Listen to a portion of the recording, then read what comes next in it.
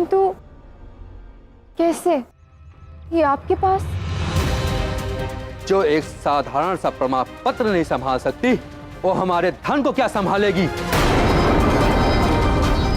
दीजिए, लौटाइए हमारे धन को अभी।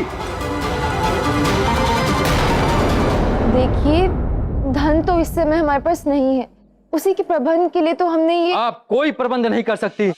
अब हम वो करेंगे जो पत्र कहता है, जिसके अनुसार ऋण न चुकाए जाने पर हम गिरवी वस्तु को अधिकार में ले सकते हैं।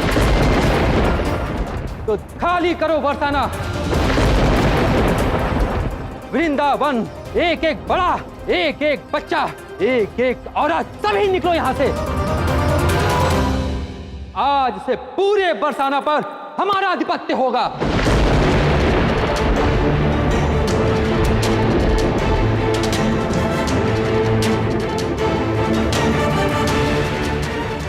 किंतु शाहूकार जी, आप ऐसा नहीं कर सकते। हाँ, आप इस प्रकार हमें अपने ही गांव से कैसे निकाल सकते हैं? तो आप अपने पिता के वचनों के विरुद्ध जाएंगी राधा रानी? समझौते से पीछे हटेंगी? एक क्षण रुकिए। देखिए, वातावरण पहले ही अत्यंत गर्म है, अब इसमें आप अपना दिमाग भी गर्म कर देंगे तो मूर्छित हो जाओगे। मत कीजिए, तनिक हमारी बात सुन लीजिए ना। देखिए, ये पत्र घर से चोरी हुआ है, अर्थात किसी ने हमारी राधा रानी के साथ विश्वासघात किया है।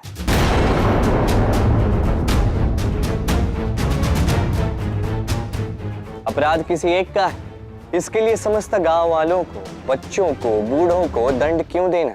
एक क्षण रुकिए, मेरी बात अभी पूर्ण नहीं हुई है। हम कहीं नहीं जाएंगे। क्या कर लेंगे आप?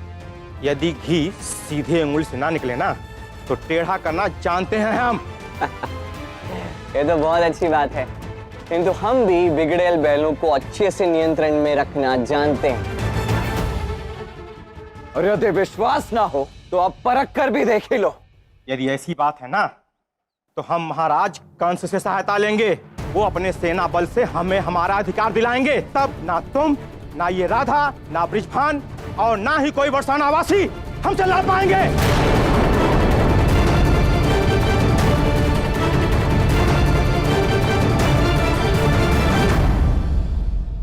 एक क्षण रखिए। हम सभी यहाँ पे उपस्थित हैं, हम सभी के कान खुले थे और हम सभी ने सुना।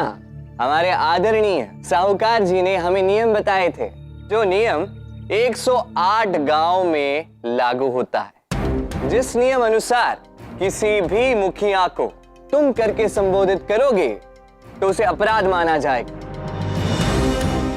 जिसके लिए गांव में दंड स्वरूप 10 दिन का कारावास दिया जा सकता है। क्या मैं उचित कह रहा हूं? तो राधा रानी आप समझ नहीं रही हैं।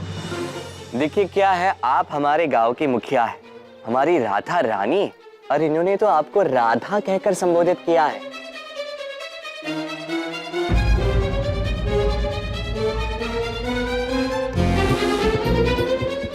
ये तो यहाँ के नियमों का उल्लंघन हुआ, और इनके बताए गए नियम अनुसार तो इस अपराध का दंड तो इन्हें मिलना चाहिए। ये तो हमारी मुखिया का अपमान हुआ मेरे विचार से। आप भी तनिक सोच लीजिए ना।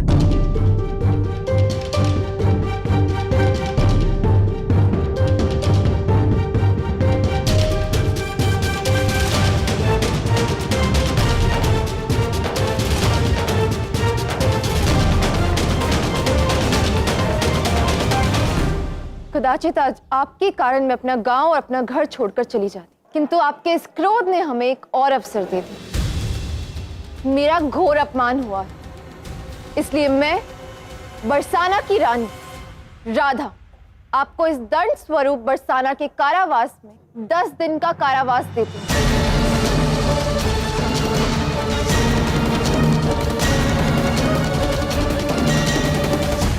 इन्हें तुरंत बंदी बनाया जाए।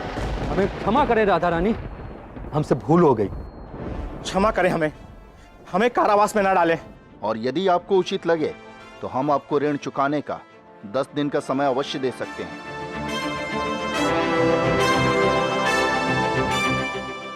हमें क्षमा करें और आज्ञा दें।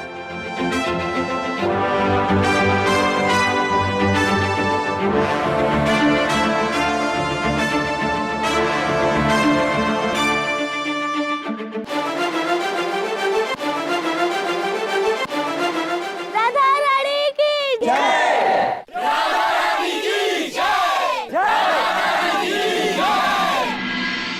हाँ, राधा रानी की जय, जिन्होंने इतने कठिन समय में भी अपने निर्णय लेने की क्षमता से उन दुष्ट साहूकारों को दंड देने का भय दिखाकर हम सभी को बेघर होने से बचाया। सत्य कहा है,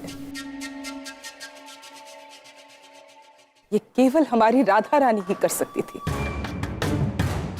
इतने कठिन समय में अपना धैर्य साधे रखा और हम सबकी रक्षा की। राधा रानी की जय।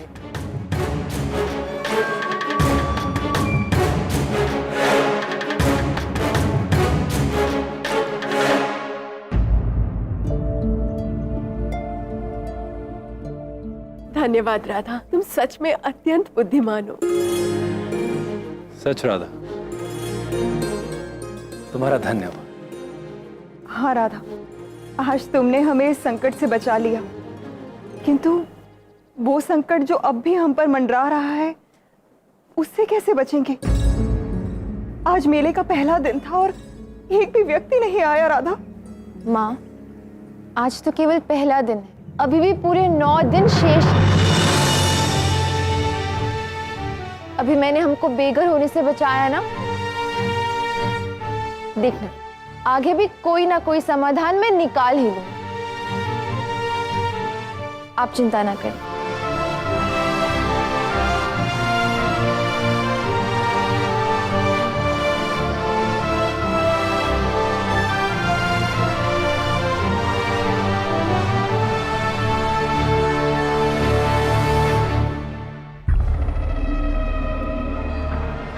क्षमा करें महाराज, हमें क्षमा करें। हम लोगों को जो उस समय उचित लगा हम लोगों ने किया महाराज, क्षमा कीजिए महाराज, हमें क्षमा कीजिए। हमारे अपराध दान कीजिए महाराज, क्षमा। मूर्खों को दान नहीं देता कंस। आज तुम्हारे कारण उस राधा को 10 दिन का समय मिल गया। अब तुम देखोगे कंस का प्रकोप क्या होता है। इससे अच्छा होता कि तुम बरसाना के कारावास में ही रह जाते, किंतु तुम्हारी मूर्खता, तुम्हारा दुर्भाग्य तुम्हें यहाँ कंस के पास खींच लाया। अब तुम 10 दिन तक ना ही पी सकोगे, ना ही खा सकोगे और ना ही बैठ सकोगे। निद्रा का सुख भी नहीं भोग सकते। और हाँ, यदि अगर तुम यहां से थोड़ा सा भी हिले तो इस धधकती हुई अग्नि में भस्म हो जाओगे।